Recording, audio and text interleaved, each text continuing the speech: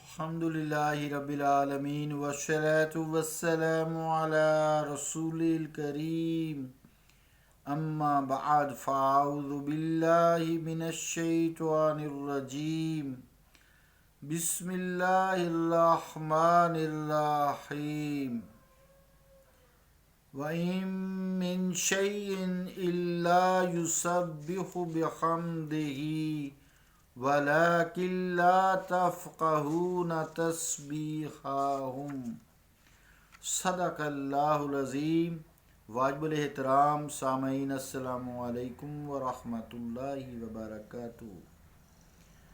آیت کریمہ جو میں نے تلاوت کرنے کی سعادت حاصل کی ہے، اس کا ترجمہ یوں ہے کہ کوئی شے بھی ایسی نہیں ہے مگر وہ اس کی حمد کے ساتھ تسبیح بیان کرتی ہے، لیکن تم ان کی تسبیح کو سمجھ نہیں سکتے۔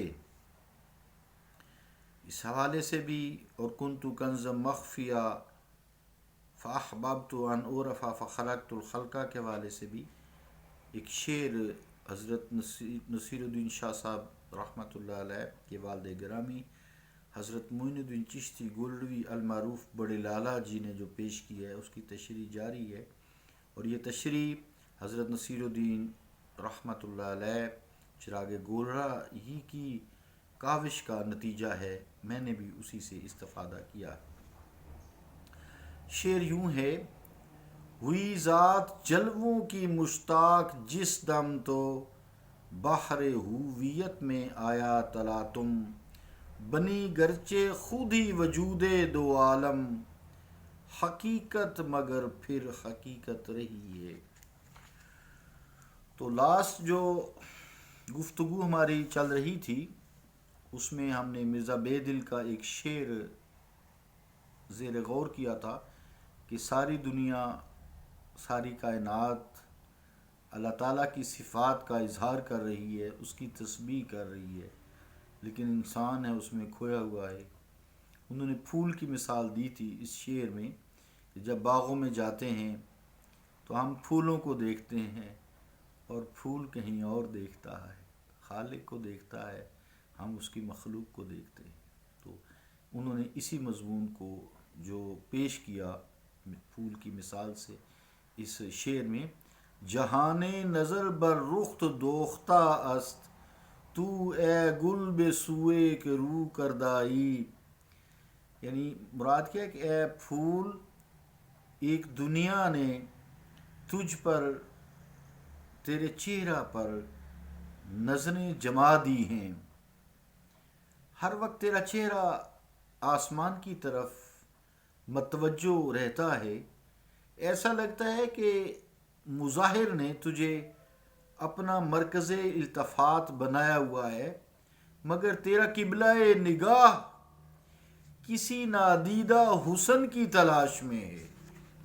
دراصل عزیزان گرامی قدر، یہ صوفی لوگ ہوتے ہیں، مثالوں سے توحید کو سمجھاتے ہیں، تصوف کو سمجھاتے ہیں، اللہ تعالیٰ کی طرف لگن لگاتے ہیں، رسول کریم صلی اللہ تعالیٰ علیہ وآلہ وسلم محبت کا درس دیتے ہیں، تزکیہ نفس ہوتا ہے۔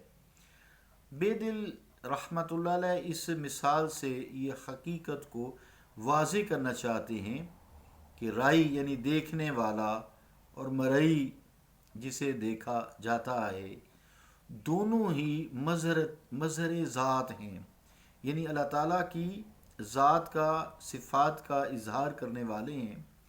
یعنی پھول بھی تعینات ہے، مظہر ہے، اور اسے دیکھنے والا انسان بھی مظہر ہے، تعینات میں سے ہے۔ یہ اور بات ہے کہ انسان اپنے جیسے ایک مظہر جو پھول ہے اس کا مشتاق بنا ہوا ہے، اس کا شوقین ہے، اس کو دل سے چاہتا ہے، اس کی توجہ کا پھول مرکز بنا ہوا ہے۔ اگر وہ غور سے دیکھے تو پھول جسے وہ دیکھ رہا ہے کا آنکھ سپہ کر آسمان، یعنی پھول ایسے ہوتا ہے نا جیسے آنکھ ہوتی ہے، اس پر چھوٹے چھوٹے خلا سے آنکھ نما ہوتے ہیں۔ تقریباً سارے پھولوں میں یہ ایک نقشہ سا ہوتا ہے، مختلف نقشہ ہوتا ہے، جیسے انسان اور دوسرے چیزوں کی آنکھیں مختلف ہیں نا، اس طرح پھولوں کی بھی آنکھیں مختلف ہوتی ہیں۔ بہرحال پھول کا چہرہ آسمان کی لامحدود وسعتوں اور پہنائیوں کی طرف ہمہ تن نگاہ بن کر مسلسل دیکھے ہی چلا جا رہا ہے، اور کسی حسن نادیدہ اور حسن منتظر کے دیدار کی خاطر سراپائے آنکھ بنا ہوا نظر آتا ہے۔ علامہ اقبال نے بھی کچھ اسی طریقہ کہا تھا، اے حقیقت منتظر نظر آ کبھی لباس مجاز میں، اے حقیقت منتظر نظر آ کبھی لباس مجاز میں، کہ ہزاروں سجدے تڑپ رہے ہیں میری جبین نیاز میں۔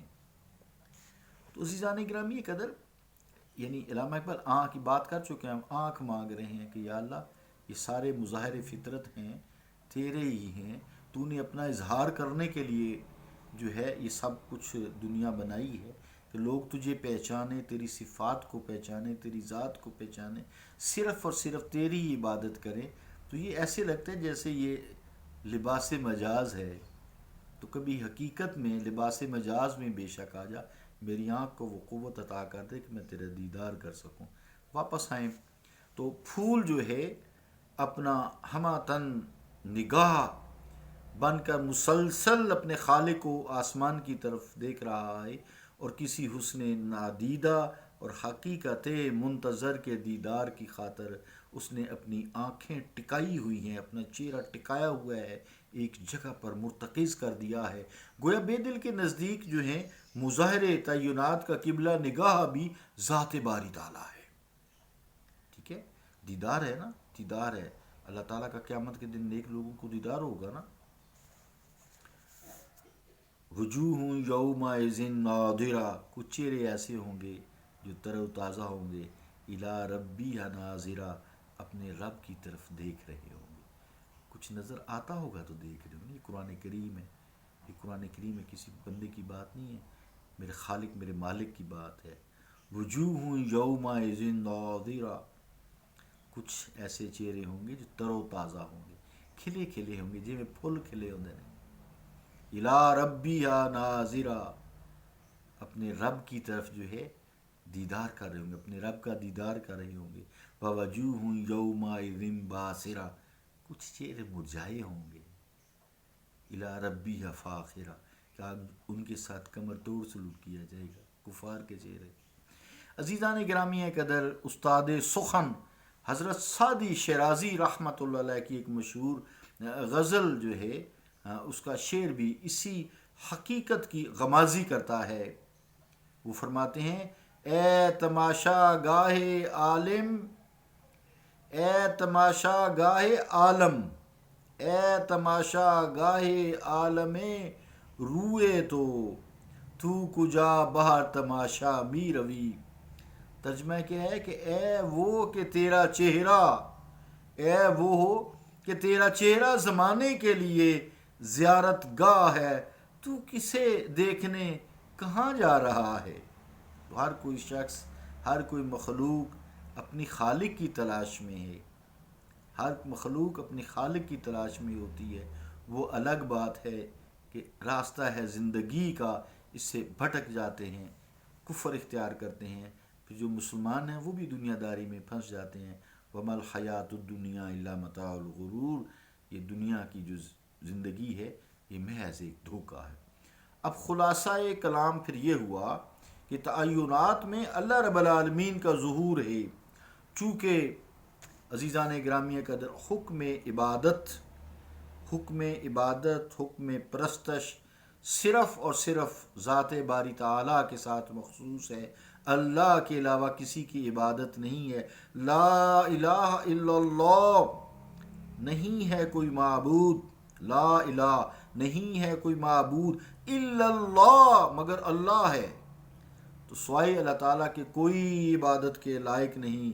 لا شریک لہ، اس کا کوئی شریک نہیں ہے ذات و صفات میں۔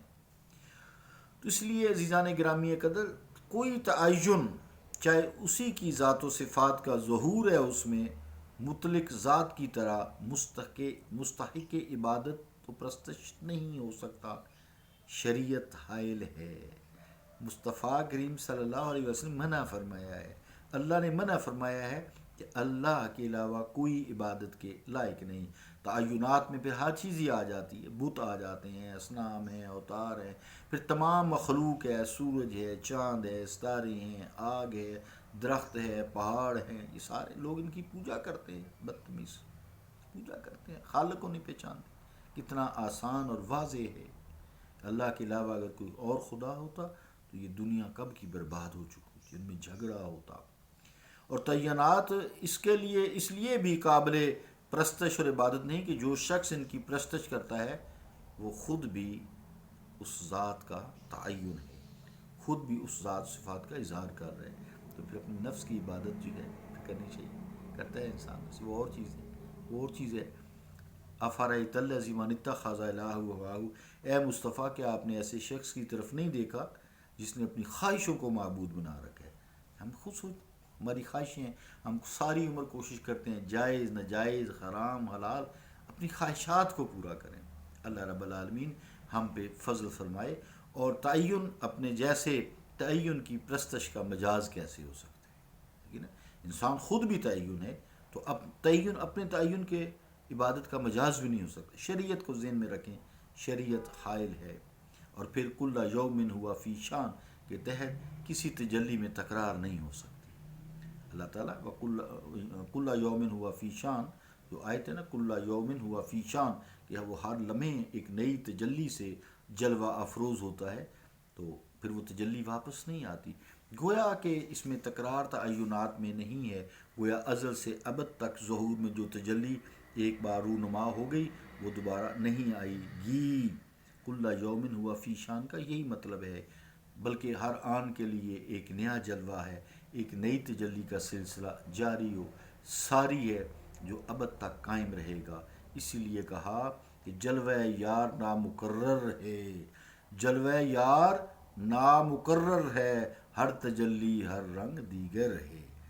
صلی اللہ تعالی علی رسول خیر خلقہ محمد وعلی آلہ واصحابہ اجمعین برحمتک یا ارحم الراحمین۔